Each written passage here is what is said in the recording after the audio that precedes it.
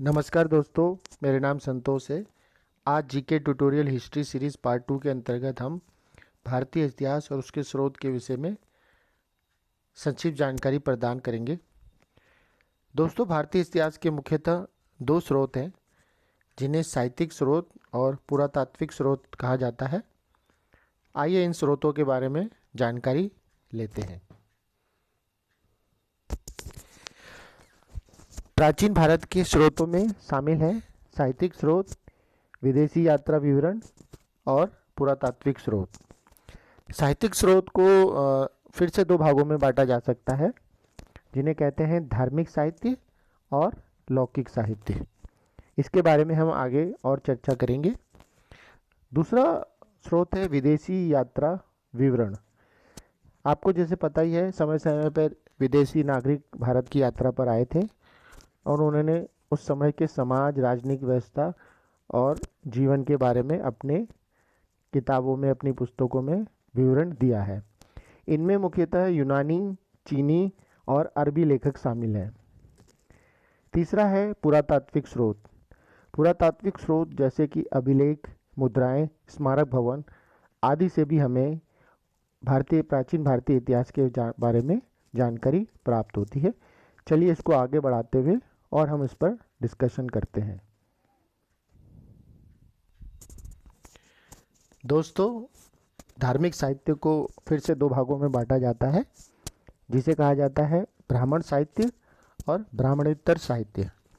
ब्राह्मण साहित्य में सम्मिलित है वेद, वेदांग, उपनिषद, पुराण, रामायण और महाभारत जैसे ग्रंथ।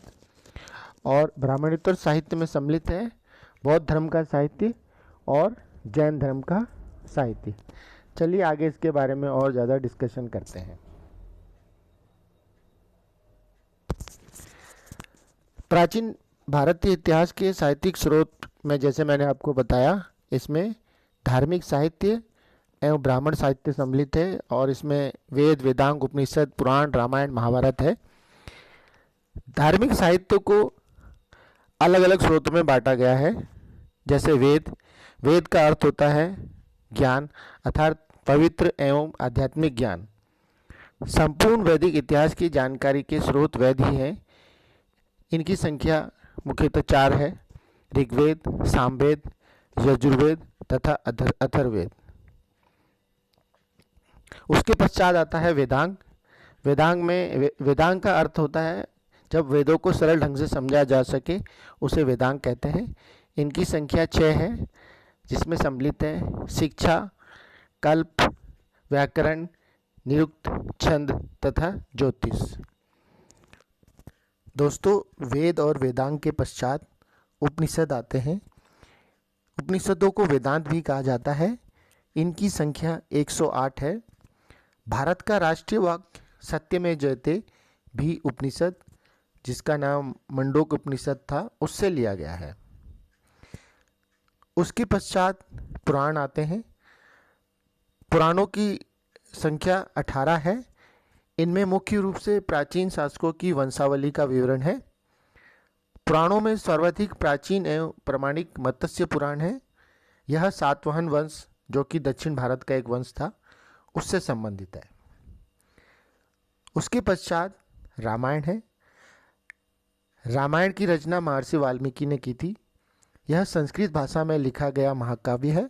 इसमें कुल लगभग 24,000 श्लोक हैं।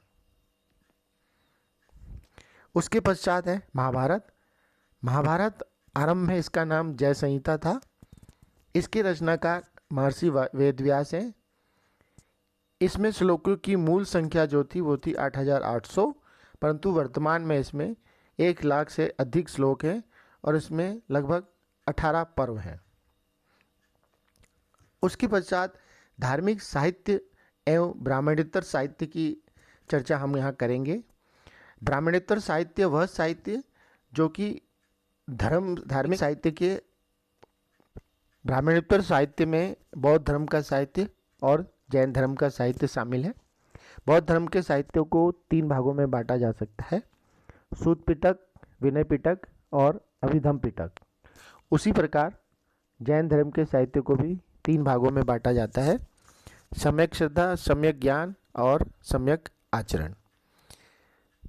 मित्रों, इसके अलावा मैं आपके सामने एक एक तथ्यों की जानकारी भी आपके सामने प्रस्तुत कर रहा हूँ। आप का स्क्रीनशॉट भी ले सकते हैं। ये इसी विषय में आपको और अधिक जानकारी देगा। मैं आपका धन्यवाद करना चाहता हूँ, आपने मेरे वीडियो को सुना। हो सके तो इसे लाइक और सब्सक्राइब जरूर कीजिए। धन्यवाद। जय हिंद, जय भारत।